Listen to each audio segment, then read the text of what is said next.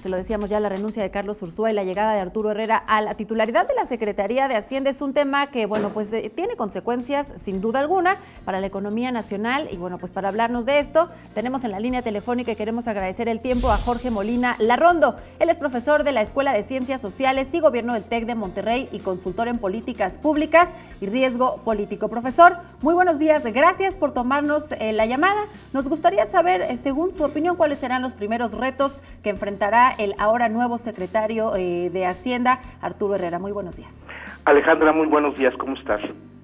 Muy bien, muchísimas gracias. Pues, ¿qué lectura le da usted a este nuevo nombramiento? Pero sobre todo, bueno, pues lo sabíamos ayer, los diferentes actores políticos lo mencionaban, una de sus principales tareas, trabajando bajo el esquema de Andrés Manuel López Obrador, será darle continuidad a este plan de gobierno que ha propuesto el presidente de la República.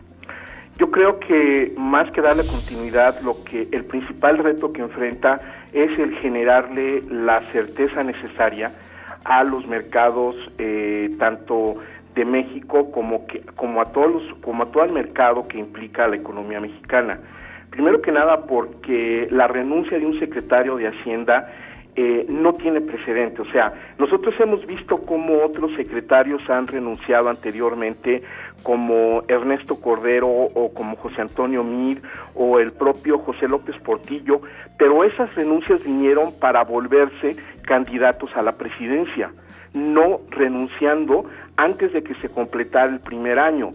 Realmente el único antecedente de esta manera sería cuando el doctor Carstens, Agustín Carstens, fue movido de la Secretaría de Hacienda al Banco de México hace más o menos una década, pero de lo contrario realmente no encuentras un cambio de un secretario una renuncia de un secretario de Hacienda.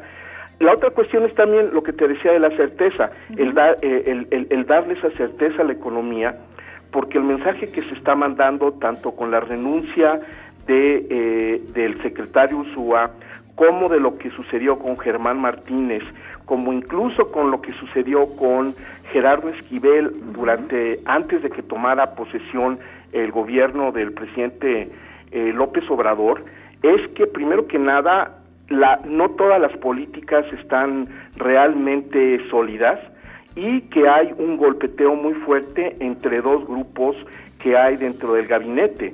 Entonces, esa certeza se vuelve importantísima, sobre todo cuando el actual secretario, el secretario de Hacienda también es una ficha muy importante que hay para darle certeza al gobierno mexicano a nivel internacional. Y en este caso el nuevo secretario no tiene esas credenciales de experiencia internacional, por lo cual vamos a ver, hay que seguir muy de cerca sus primeras decisiones para ver cómo es que se comporta la tasa de interés con respecto a las obligaciones mexicanas.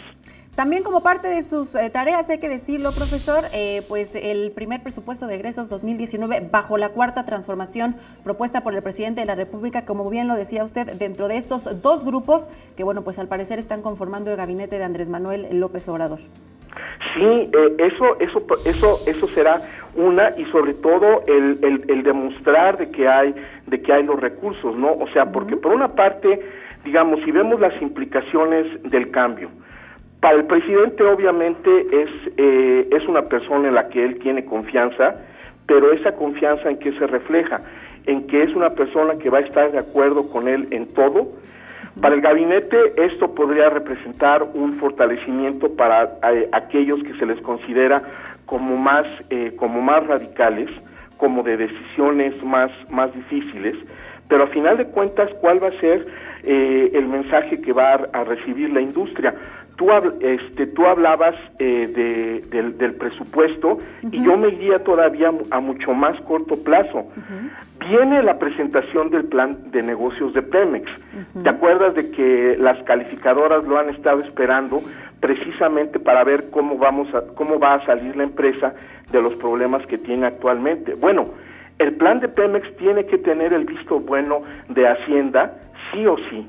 Entonces ahí yo creo que va a ser también una situación muy importante, así también como las decisiones que se puedan tomar con respecto a las prestaciones que han estado peleando los trabajadores.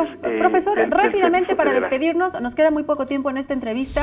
¿Qué se está afectando con esta renuncia de Carlos Ursúa a la Secretaría de Hacienda? ¿La popularidad de Andrés Manuel López Obrador, el ámbito político, el ámbito económico o todas las anteriores?